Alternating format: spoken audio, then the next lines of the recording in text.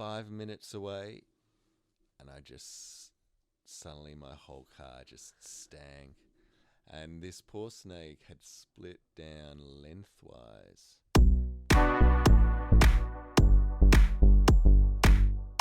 Welcome to the Big Small Podcast. I'm your host, Jaden Lunt, and in this episode, we talk about snake catching and fauna spotting through the eyes of my guest. He is a geologist turned fauna spotter and snake catcher. He owns a chimney and he loves a good chat. Please welcome to the podcast my guest, Rod Whitaker. Rod. How's it going? It's going well, mate. How you going? Pretty good. Not too bad. Not too bad. Yeah. We kind of did start off and realize that I didn't press record, but it's fine. We're back here in the real life. We're saying how it's been cold. It has been cold. I've got my heated jacket on, and hopefully I don't overheat. I've got my wooliest jumper on. It looks extremely comfortable. It's pretty good. I actually wouldn't mind having a jumper like that. It looks amazing. It looks like it is good. amazing. Now, Rod, you are a fauna spotter and snake catcher. Two very unique lines of work. Not many people really know what a fauna spotter is, or a snake. Well, a snake catcher is pretty self-explanatory. When people hear snake catcher, they're like, wow, it's a snake catcher. A lot of people don't know that it actually involves exists. Yeah, right. Though, as a thing. So with snake catching, well, I guess that goes for both of them, really. But yeah, right. For anyone who may not know what a fauna spotter is, what is a fauna spotter? So I guess with fauna spotting, essentially it functions a little bit like an ecology role, little lower down on the scale. We're not really, unfortunately, finding like rare snails or weird birds. By the time we move into a place, they've decided it's some or all of it has gonna have to be knocked down. So we're talking obviously bushland here. Yeah. And we're there to identify where critters may be and to rescue whatever comes out of the woodwork, so to speak. Yeah, when it does get knocked down. Yeah. So that's essentially it. So you do see some interesting stuff. Just like I said, there's nothing like knocking down a whole forest to find out what's actually living there. Yeah. It's also kind of, a bit of a downside of the role. Like I said, I don't think I could do that every day of the week. Definitely. But you're there, you're saving stuff. You're a hero. And you are a hero. You're a hero to somebody. Yeah, there's some critters out there. You're a hero to the critters that if you weren't there, they may not live. Unfortunately, people don't see that and they get annoyed at us sometimes. The protesters that we've had lately, but we won't say who and where and what company and whatnot. But true that. They do exist. But you are a hero. You are a hero. So that's what fauna spotting is. Yeah. Yep. Snake catching. You're a snake catcher. More self-explanatory, I guess. Right. So, I guess, people get a number of different critters showing up at their place. Yeah. Snakes happens to be one of them, and most people don't like it when they're there. So, especially if it turns up inside the house. But so essentially, they see it. Could be inside, could be outside. They give us a call. We go in there and move it to somewhere a little more suitable. Probably not all of the jobs are totally necessary, but then at the same time, we need to get people have so many kind of weird fears and phobias with snakes. Yes. A lot of times I think it's either us or the pointy end of some old man shovel kind of thing. And so it's unfortunate that is the other option. Yeah, I mean, occasionally not occasionally. It is necessary a lot of times. They got pets, they got kids, or they're just completely snake phobic. I get a lot of jobs where they've given the snake a good chance to move on, especially with, obviously with pythons mostly. It's the weird and they just want to let their cat outside or something like that. Yeah. So, there's a lot of times when it is completely necessary, especially if it involves kids and pets. Yeah, 100%. That is, I would agree. That Mm. is a very commonplace, I guess, problem that we come into, that we're trying to solve at least. Okay, I mean, you're right. So snake catching is pretty self-explanatory. You're not wrong. Yeah. But it's a very, very cool job. So with snake catching and fauna spotting, you started out in the snake catching. How long have you been doing snake catching for? So, it's been a while. I mean, full time, coming up to 8 years now. Yeah, that's quite some It's time. quite a while. That's like a seasoned snake It's catcher veteran. little longer than I thought it would have for. But prior to that, I used to work in mining and exploration out in the Pilbara. So which cool. is a beautiful place. But you can imagine if you're 250 k's from the nearest anything, you're a little bit of a beacon for all sorts of animals. So, yeah, we had, I think the mine I was at, we had 21 snake catchers because they needed 7 per shift. So you've got the shift that's on, the shift that's sleeping, because the night shift, and then the shift that's on break. Yeah. So that's 7 on at a time, and that was necessary to cover all areas. Yeah. So, yeah, I put my hand up to be one of them, and it was pretty good because it was a major mining company. They put you through all the permits and everything. So I got my West Australian snake catcher's license, which is actually called a snake catcher license. Not a damage mitigation permit like it is in Queensland. Right. Nice and yeah. So I had that, and then when I moved back to Queensland, started off.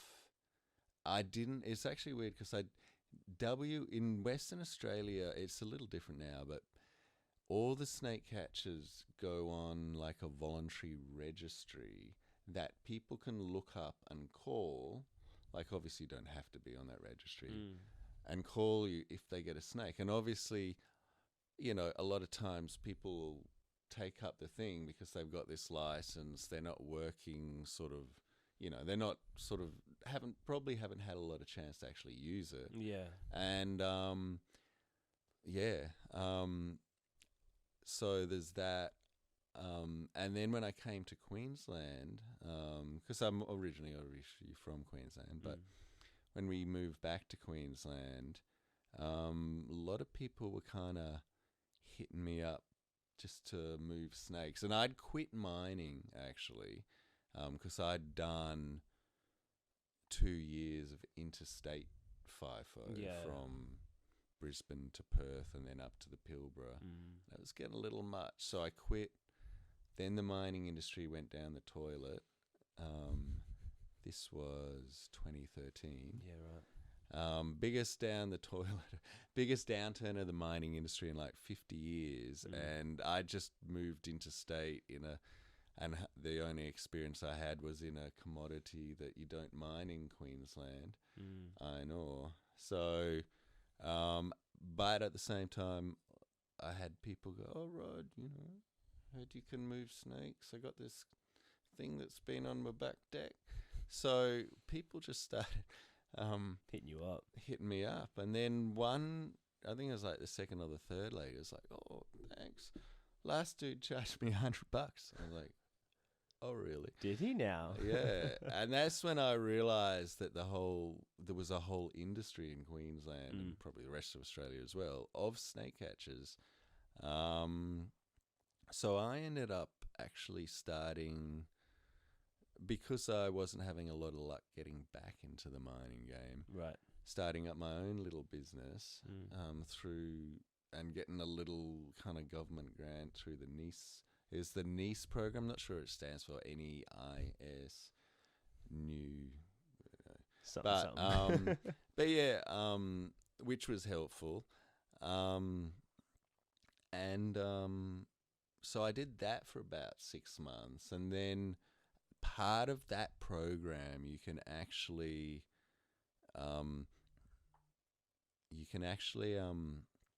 work in a related industry or the same one. Yeah. Still get your the grant for your business that you're trying to create.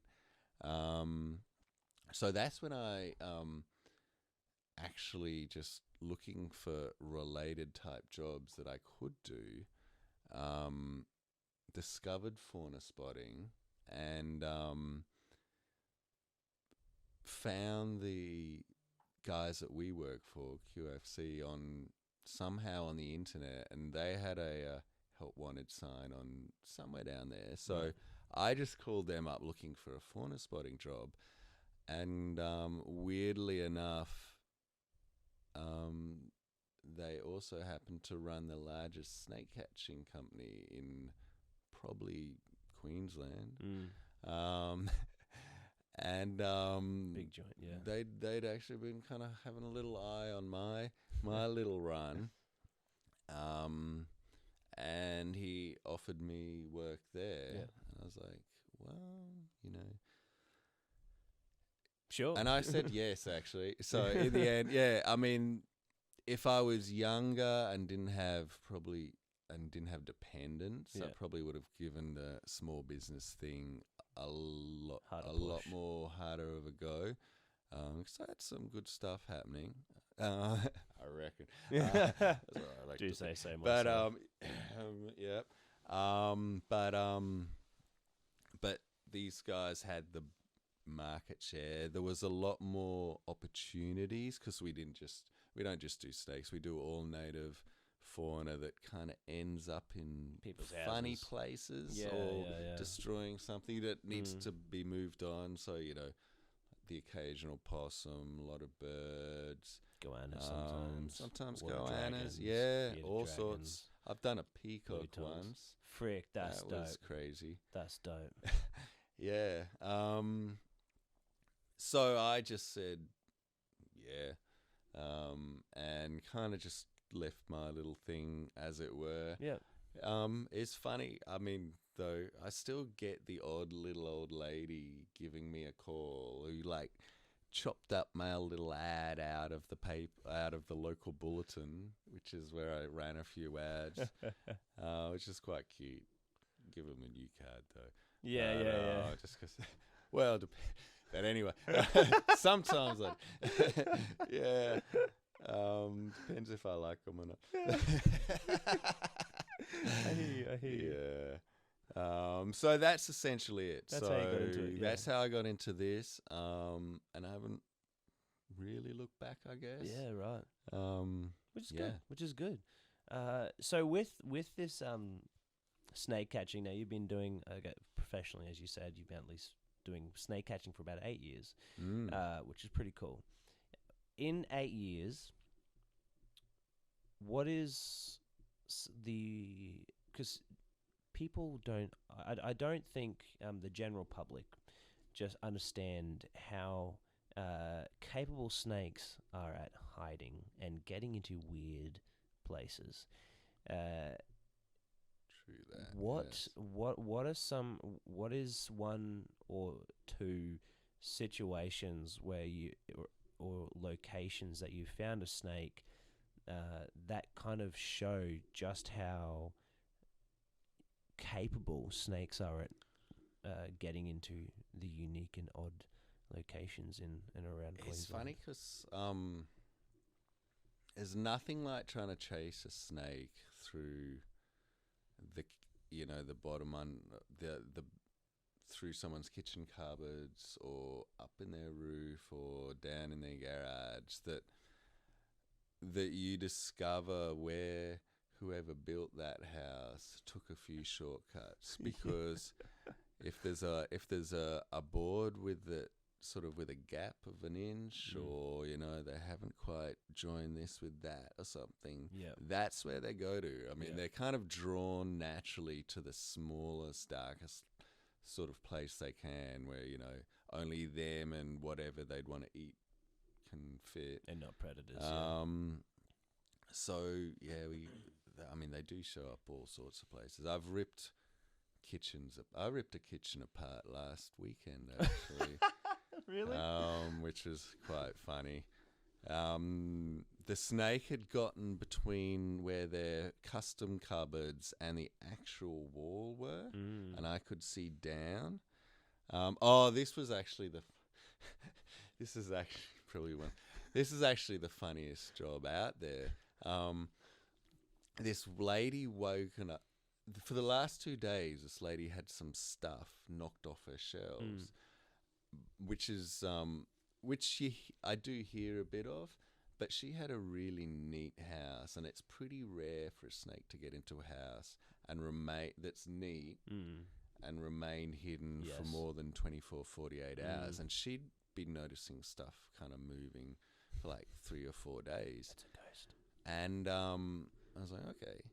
And then that morning she woke up to an entire regurgitated possum on her kitchen counter.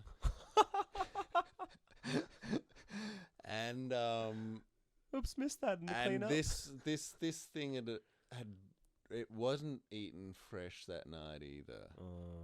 So this thing, and I've seen it once or twice before. The snake had actually caught a possum, and then just got into the house and appeared and just hidden away somewhere to digest it. And if a snake's full of possum, they don't want to move too much, which explains why it sort of didn't kind of actively try and find a way out sooner and be discovered. But obviously, I don't know what it was. It obviously got on the kitchen cupboard full of possum to begin with. So it was trying some tricky stuff. Maybe a little too tricky, because the possum came up. And then, so this lady, and she was the sweetest lady I've ever met, was just mortified. And I checked the easy places. I actually found it down there in about 10 minutes of looking. My man. That's professional right there. Strangely enough, fortunately enough for her, she would happen to be getting an entire kitchen redone the next week. Oh, that's so good. So you just went ham, didn't you? I was like, and she's like, look, if you don't get that out, I'm moving out anyway. So,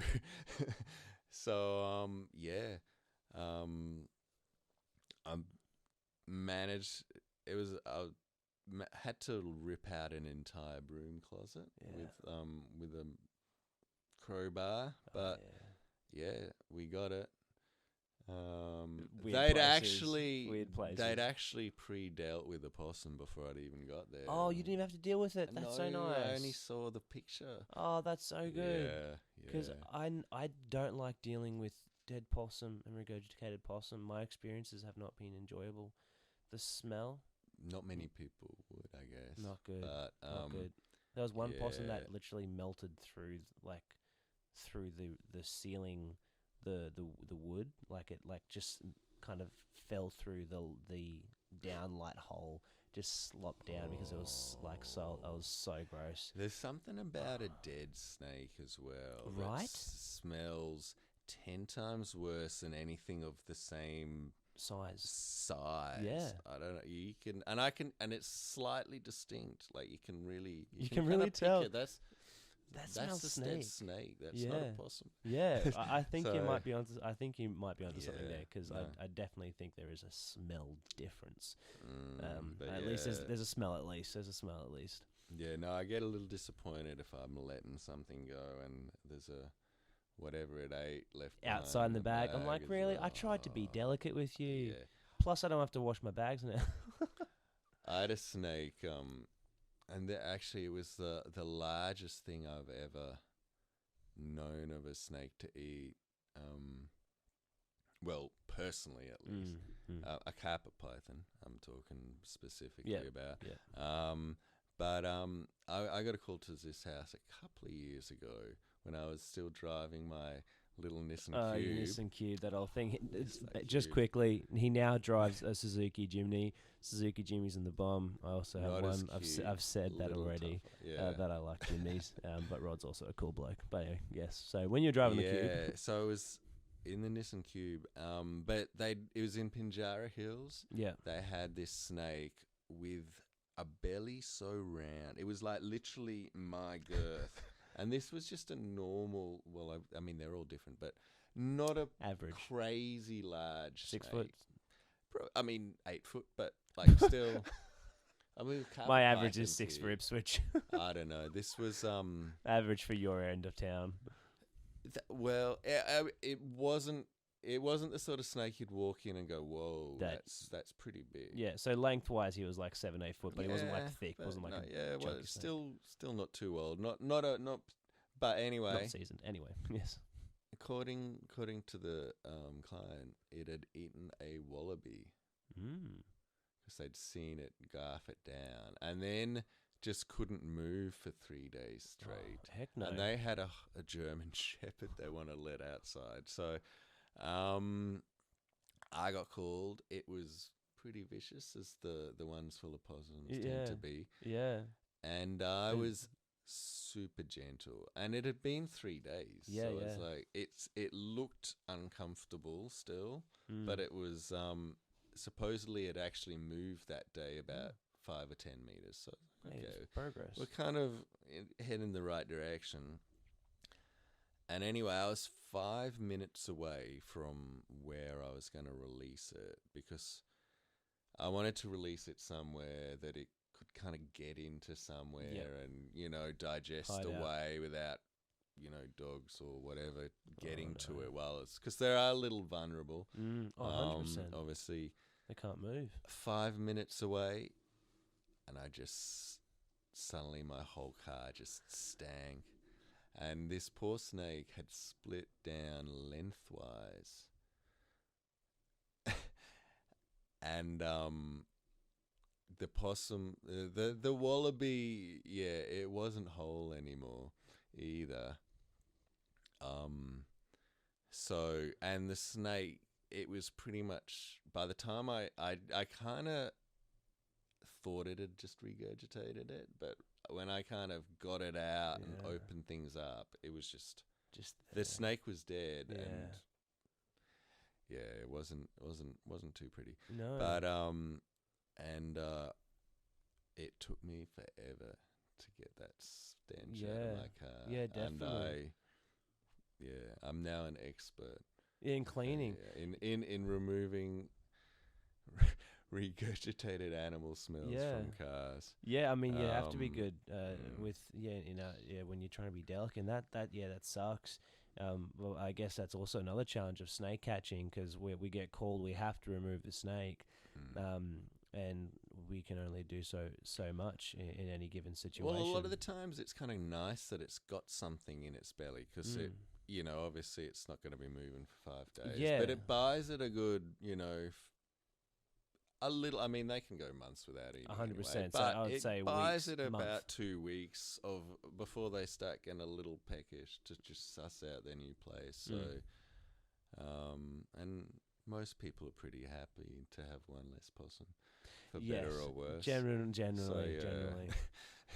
No, I love them, but not everybody. No, and because people don't really like snake catchers either.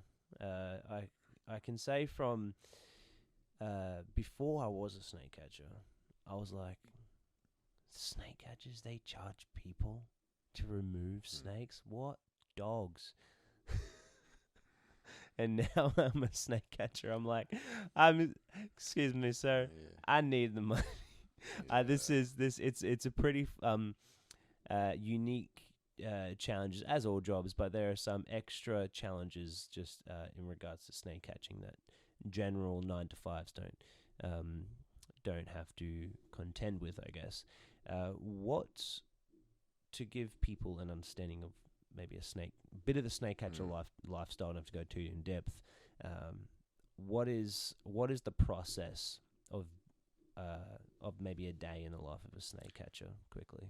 So I guess, I mean, we're kind of lucky because there's a few of us, so we have the opportunity to have days off and holidays. But normally, you're scheduled on, and unless you've normally it's a 24 hours, if you're on for 24 hours on call, that is. And a good third of the jobs aren't falling in that 9 to 5 time slot anyway, because that's when people they're aren't wild animals. Yeah. But yeah.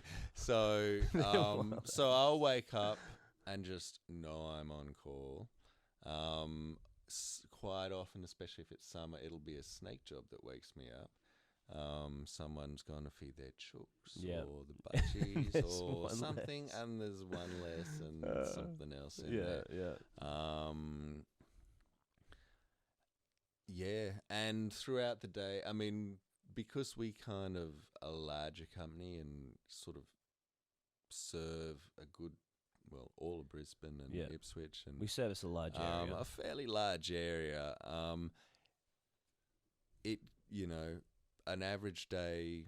Well, there's no average days really, and it varies obviously a lot. But I mean, average for a snake catcher day in summer, for example, like I could be rushing around doing anything from, anything up to 10 or more jobs across that day.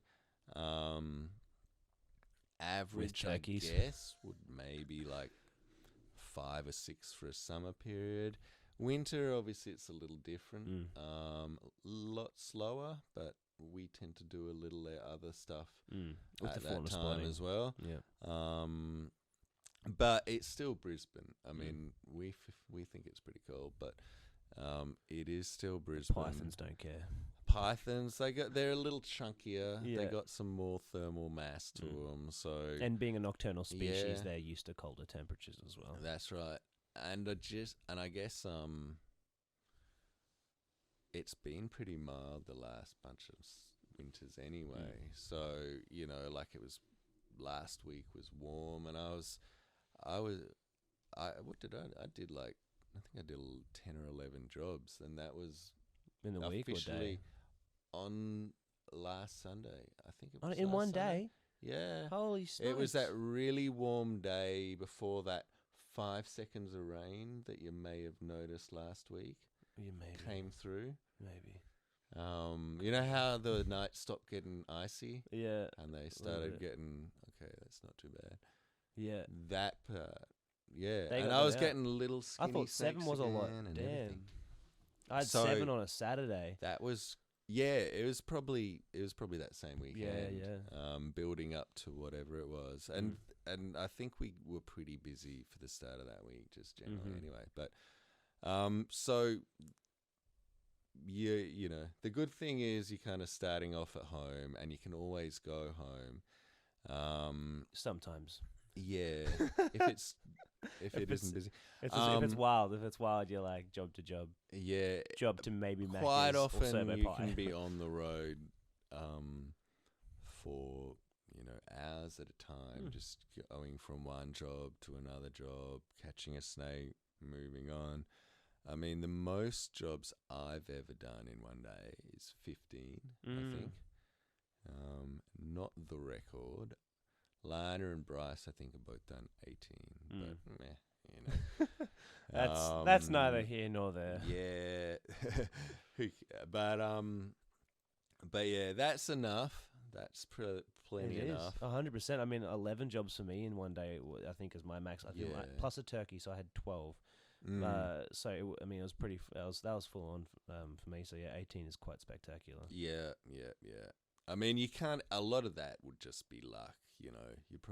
There's probably like 30 phone calls, and these are the ones that would just happen to be close by. Yeah.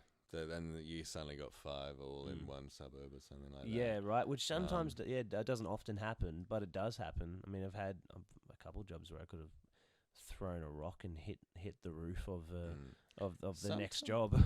You do get places, I notice sometimes it'll either like hit like one particular time, or something will shift in the atmosphere, and suddenly all these calls will come through, whereas most of the day has just been dead or something. Yeah. And yeah, sometimes some places will really be going crazy, and then the other side of town is just dead or something like that. Yeah. It is whack. Just little subtle things that, I do find that kind of interesting. Yeah, it is. I don't know why that is, but it is interesting nonetheless. And so, well, with snake catching, fauna spotting, you had a whack job in snake catching. Is there any is there a catch that stands out to you in the fauna spotting world? Ooh. I do like it when I get snakes in fauna spotting because I can look like a real pro. But probably the thing that most stood out for me was I had a job down. Oh, where was it? I think like out sort of West. not Lockyer Valley, Right. somewhere that way, and I was big old bunch of trees next to a road that they're widening, and I had a couple of feathertail gliders, like I think you got one once, Yeah, like yeah, on the just- 1 cent coin. That was actually my favorite fauna spotting catch. Just Yeah, right. 'cause they're just so cute. They And- are. They are. And you don't see them too often. I Yeah. mean, I'd never seen one in real life prior to that. So, They are. I Absolutely think adorable. that's pretty much. I mean, I've found a few interesting things, especially in the out west jobs. Like I've had, what did I? I think I had a Stevens banded snake once and stuff like that. But yeah, the odd koala always spices things up. Yes, of course. But then you don't Then really again, is that want to good? see Yeah. them. Right. Yeah, I mean, you do. You Like do and I you guess don't. with the You do and you fauna don't. spot, and Yeah. what they probably don't understand is a koala will. Other animals you can move on. Koalas you just have to leave, which is great. Yes. But they can just sit there. Days, weeks, months. Yeah, I and mean, they can be quite hard to spot because oh yes. they're tucked up in a tree. They're only the size of like a termite's nest, and if they're in the shadow or just on the wrong side of something, it's can be hard to miss. So you can get a little paranoid trying to find koala. Oh yeah, yeah. My neck just. Oh, I hate the neck thing. Yeah. I've kind of like, if I like arch my back a little bit, I can sit my backpack on my hip and then rest my head on my backpack because it's got like a frame, and so it's like a with the helmet. Yeah, I have to kind of like lift it up just a little bit, so I'm still protected, still got the helmet on, and then it's just kind of like looking up just to have a rest for my neck. So I mean, they're always notable, the koalas, but they aren't my favorite thing to find. No, I'll say that because it's and that's very, very understandable. So with this, and then snake catching, you're a fauna spotter. You have been a geologist, which is looking for iron ore, correct? Yep. Yeah, which is pretty cool in itself as well. Going back a couple years, only a couple because you're very young. As you were growing up, has it always been a wildlife interest of yours? Have you always been interested in animals, or has it been a progressive growth with it, which I guess in general a little bit of both, because I mean I'm kind of interested in all sorts of stuff. Not trying, but it's more kind of. But I've always kind of liked natural sciences, so geology, ecology. All the ologies. Well, not all of them, but sort of the ones that use science to learn about the natural world. You know what I mean? Yeah. So, like geology is a mixture of all sorts of sciences. You know, like geophysics, geochemistry. There's paleontology, which is a little bit like ecology, but with a very long time span involved there. So those sorts of things that kind of borrow from the pure sciences to find out about sort of the natural world.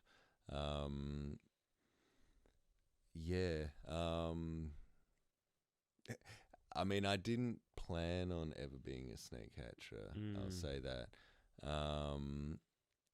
I didn't plan on. I didn't know. yeah, I didn't know what I was going to be when I grew up. Yeah. Essentially, in fact, I didn't even know when I finished school. Yeah.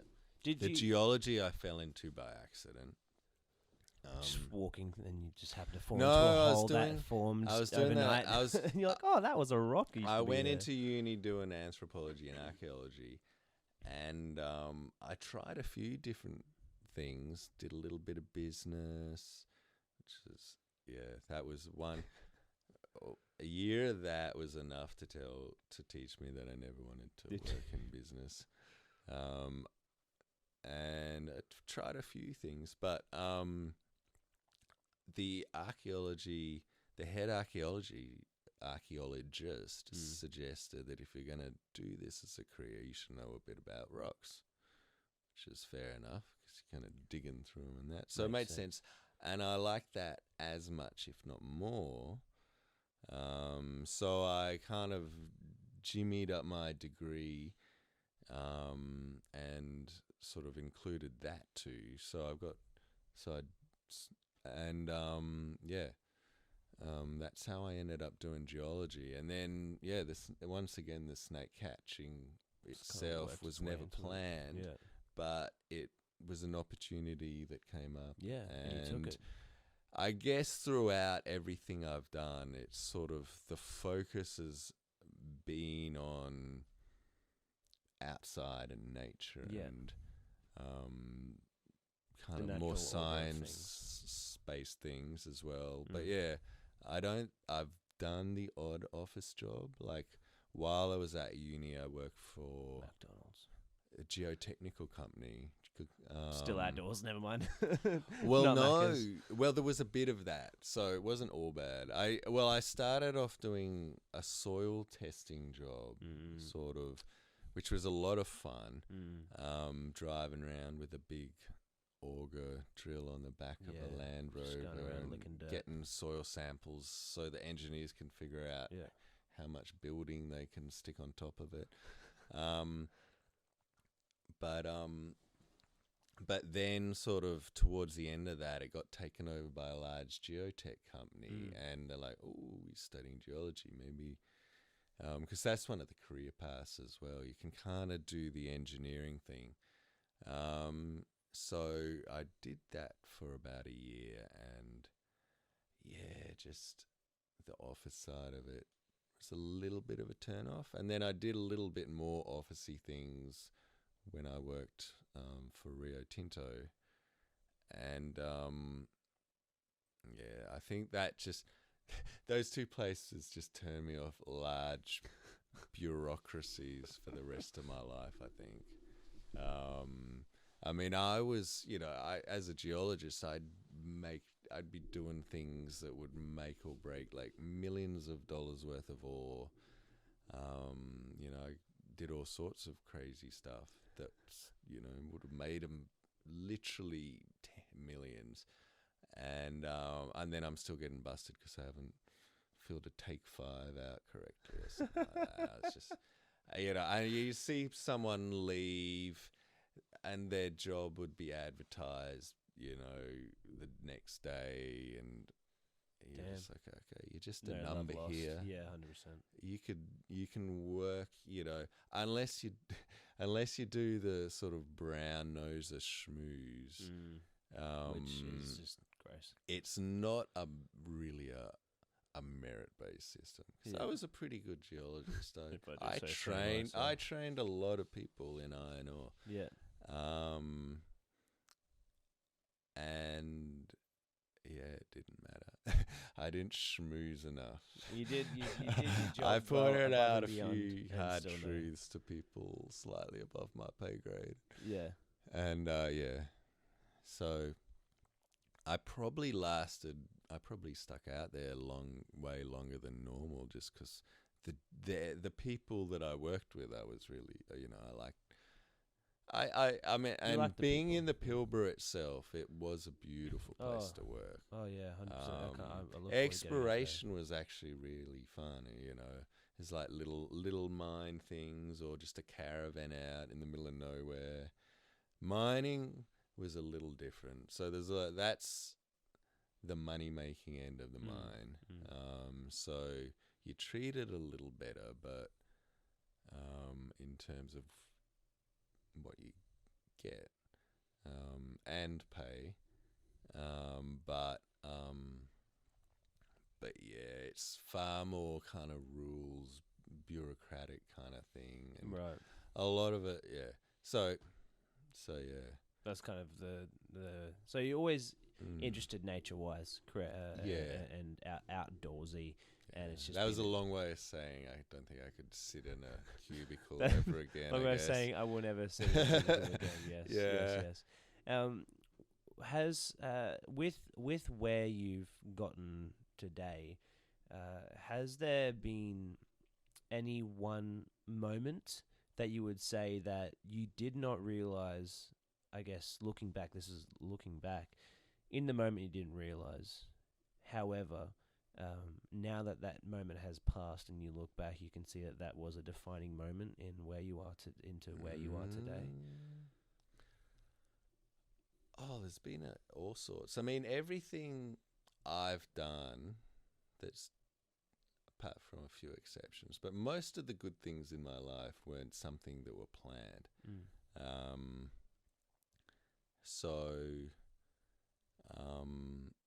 like I said, I never planned on being a geologist when I was a kid.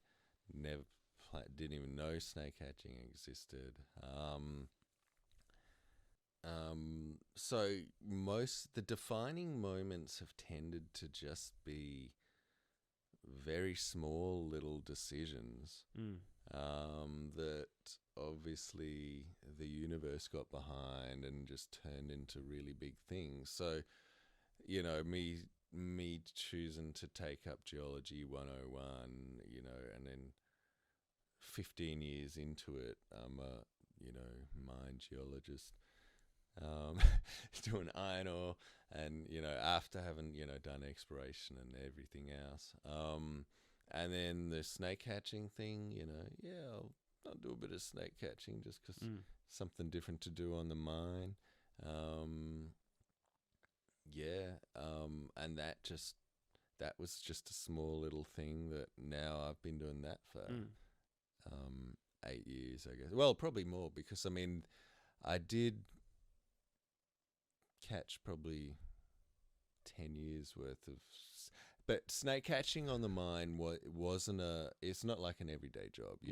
You'd be called for something maybe once every 2 months or so. Oh, truth. And it was all very strange and health and safety-ish too, so we had to use the grabby claws, and we had to use a bag, and it was a little and so everyone's just like, everyone who did it had very little experience. Yeah. So we're just like, oh yeah, it's just like, just give it away. Yeah, and there was more venomous ones there, so you could die. Yeah, well, you could die anyway, but sort of in, say, Brisbane, like 80% of the snakes are carpet pythons, or 95% aren't probably going to kill you, or maybe 90. But you'd probably be higher in Ipswich, actually. There's a lot more nasties on this side. Yeah, there tend to be a couple. But yeah, so you're not kind of getting this working kind of thing. It's not the main focus of my job. It wasn't the main focus there either. So. Yeah. But yeah, I find, most of where my life's ended up was nothing to do with how I planned it to be. But I'm not complaining, actually. So yeah, you're content with yeah. With So I got, obviously the system's working. Yeah. Well, you've had some really cool jobs up till now. Is there anywhere that you're looking to move into future? I mean, you do have a family now. You've got 2 kids, is it? Yeah. You got 2 kids? 4. Oh, 4. That's a big difference. You got 2 kids? Yeah. I have 2, or other 2. No, I was imagining where the question was going, so I wasn't paying attention. But anyway, So you got four kids. You're married. Where do you think there's going to be any other things that you try move into work wise, or are you going to die a snake catcher? Oof, I don't know. I've got no plans. Okay. There used to be areas that I wanted to, like I was quite interested in, at one point, going back to uni and doing like mine rehabilitation type stuff, because like taking some fractured, screwed up landscape and trying to put those bits back together in something that functions as an environment and will continue functioning that way. I found really cool idea, actually, but just being slightly older now, I'm not too. I could probably handle going back to uni part-time and learning some stuff, because I'm probably a little more focused than when I was when I actually went. I don't think I could. The trouble is, all those jobs are back with great big bureaucracies as well. So I couldn't handle starting at the start in a place like that and having to work my way up. So you got a general idea of it, maybe, but nothing set in stone.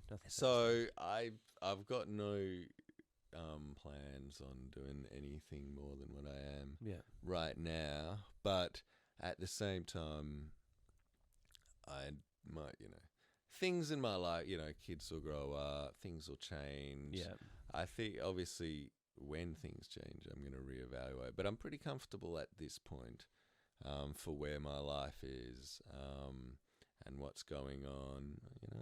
In a happy place. That's good. That's good. That's good. Yeah, it's more. I mean, there's things I'd like to learn. Like, I want to, for whatever reason, I'd love to do a welding course. So there's all this stuff I want to build, and I don't have the bits. And can't want to build my own chimney bar and rock sliders. So there's skills I'd like to learn, I guess, but in terms of turning that in, there's nothing. Not at this point. Yeah, right on. I'm not saying that won't change at some point, but for now, for where I am, not doing too bad. Right. Well, that's really cool, Rod, to hear a bit more about how you got to where you are today. Because I believe that's the small things that have the greatest impact. We just don't realise it, and just small decisions you've made in regards to where you moved to, taking the geology course, and then becoming a snake catcher. But you kind of looked at fauna spotting, but then you're a snake catcher, and then 8 years later you got 4 kids. I mean, you just wouldn't you wouldn't know. Yeah. But what I would like to do is do the underrated or overrated questions. Are you ready for some questions? Okay. Quick fire questions. So the rules of the game are pretty self-explanatory. It's you just got to. I'll say the question, then you tell me whether or not it's overrated or underrated. If you want to expand on why, do be free, or I'll ask you. So, question I get often, but overrated, underrated, snake deterrence. Oh well, unless that deterrent. Underrated. I mean, no, overrated. Hang on, that way. Overrated. Far overrated. Well, they just don't work. I mean, if you're thinking speak it. Yeah, if you're talking about your little solar powered things that you get in a 2-pack from Bunnings for $75, is that how much it costs? Up to smokes. I should get into that industry because it doesn't work. I wish I had. I wish I had. Because they're everywhere. Right. Like, you turn up and, these things are beeping away. And 100%. Well, they're deaf for starters. Well, practically. Practically, yeah. for at least that high-pitched beepy Mm. thing, they won't be hearing that. And then the vibration ones, I'm like, Yeah. I'm sorry, we find snakes on construction sites. You would think there'd be a bit of I've seen vibration 'em there. well, I find them in 24/7 factories with machines that are just slamming Pumping around, away. I'm yeah, like, yeah, they get a little confused, but they're still there. yeah, yeah. Well, okay, so definitely overrated. Overrated. Overrated, underrated, the need for specialized training in handling and relocation of snakes. I'd say just rated. Because it's not overrated. Like it's something that definitely has to be done. Mm-hmm. I mean, how it works now, it's obvious. I don't think it's too much of that perfect a system. You've got to have your snake mitigation permit Yep. for 5 years. Yep. That doesn't necessarily mean a lot. From some of the guys you I've you seen, could have yeah. just caught 5 snakes in those 5 years, and that's that. But at the same time, I'd say most people will do some kind of training course, like a paid training course, which is hopefully a full day to 2 days at least. Yeah. You can get most of what you need out of that, and what you can't get, they probably couldn't train you anyway. Yeah, yeah. I mean, handling is one thing. Finding it and dealing with people on the jobs, something People totally skills, different. that is different. So yeah, the snake handling side is, it's reasonably straightforward. Yeah. As long as it's in a straightforward place, but it's everything that comes with it. Yeah. And I don't think they could train for that anyway. So Yeah. I guess it could be better. So maybe a little underrated, but I don't think it's Too much out of balance. I don't cool. think it's too bad. Cool. Overrated or underrated, the level of the general public's fear of snakes.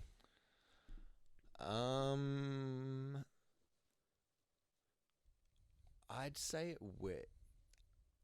it's probably, and that's a tricky one because it's probably overrated most of the time. Most of the snakes aren't going to kill.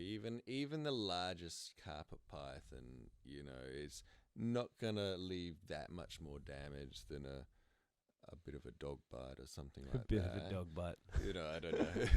But it's not sort of Generally something that speaking. you need to lose Yep. sleep over. No, definitely. And unlike a dog, it's probably just going to sit there Yep. doing jack all. Jack.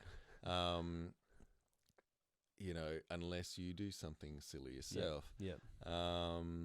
But then having said that, I think the fear that people do have stops them from probably doing a lot of stupid things that they Would otherwise maybe do, and keeps us employed.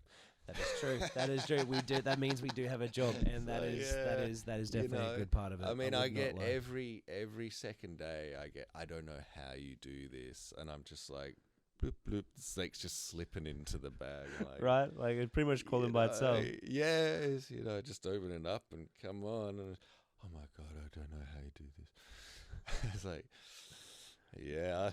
Neither do I. Neither do I, love. What Neither do do you I. say? What do you say? Yeah. Number 4, overrated or underrated, closing your eyes when catching snakes. Closing my eyes. I don't think I do that. I don't think so. Is it me or other people? I don't know. Would you say So underrated? A little what? Overrated. Overrated. Yeah. I don't know. Number 5, overrated, underrated, clear communication with clients over the phone. Probably underrated because obviously, as you know, a lot of people have some strange expectations in terms of what we do and or why we charge what we do, what we are doing, and what's involved in it. So obviously, the phone, that's where you kind of setting, and like I think I said, maybe a lot of people just don't know that snake catching even well, not a lot, but a reasonable number, like we get people, because it's not like something you've it's only a problem. It's only a problem when you have the problem. Yeah, so a lot of people, it's just a once in a lifetime thing. They've woken up, they're in, mid suburbs, Happyville, and suddenly there's this 3-meter python crawling across their back day, and they've got no clue what to do. So clear communication with clients. So yeah, but then you'll get the other people who, they'll ring up and they'll want you to look for some snake that they saw last Tuesday. Oh, that which is that fine. kills me, Rod. But then, so you got to kind of set. But if you don't catch the snake, you got to spend that time looking for it. So which is more of an effort and takes more of your time. So what we charge, the circumstances we charge that for, which is basically showing up. I think it's underrated, obviously. Yeah, my man. But then that's clear communications with probably everybody is pretty underrated. Yes, so, agreed. Well, with the snakes and time passing, because yes, I have had jobs where it was over 3 weeks before. I feel like it was even a month before that they saw the snake, and it was through a second party, and the job only came through, and I got there ready to catch a snake, and they're like, "Oh yeah, we saw it about a month ago." I'm like, "What? Good to know. The snake's not going to be there." What's the longest time period that you've had to deal with? Oh, look, I mean, sometimes you'll get jobs where there isn't even a snake, and there never was. Right. You'll occasionally, sometimes people are just like hallucinogens. What do you call it? Hallucinations. Yeah. You'll get crazy people. You'll get extremely paranoid people. I don't know. Is there a word for snake phobia? Probably. People will have that. Herpophobia. I don't know. No. Scared to look for animals. Anyway. Yeah. What was the question? Sorry. Got stuck on herpophobia. Yeah. What's the extended, the longest period of time that you've had to, that someone's seen a snake and then called you? It's usually something to do with businesses or rentals or something. So they could have seen something a week ago. I've definitely had a couple of a week ago's. Sometimes it's just you'll get someone otherwise pretty reasonable that, look, we saw it, you saw it on Monday, but I just want to let my cat out or something just like don't feel that, safe, and I want the kids, or I'm having a party, and when they're straightforward like that, and they're like, "Hey, look, I get it. Yeah. Could you just look?" I appreciate when people are like that, instead of getting to the job and then we find out. That's where the communication comes in. Actually, we're finding out that the snake was actually not seen recently, but a week ago. But it's a whole bunch of exciting ups and downs in the snake catcher life. But Rod, I want to thank you, my man, for coming on the podcast. It's been really nice having a conversation with you and learning a bit more about your history and how you got to where you are today. And I look forward to any future fauna spotting jobs we get to work on. Oh, yeah. It's always a blast. So until that next time. And I'll catch you guys, the listener, on the next podcast. Catch you then. Thanks for listening, and I hope you enjoyed this episode. Make sure to subscribe as to not miss a single future episode. And if you'd like more information, head over to www.thebigsmall.au. And I hope to see you in the next one.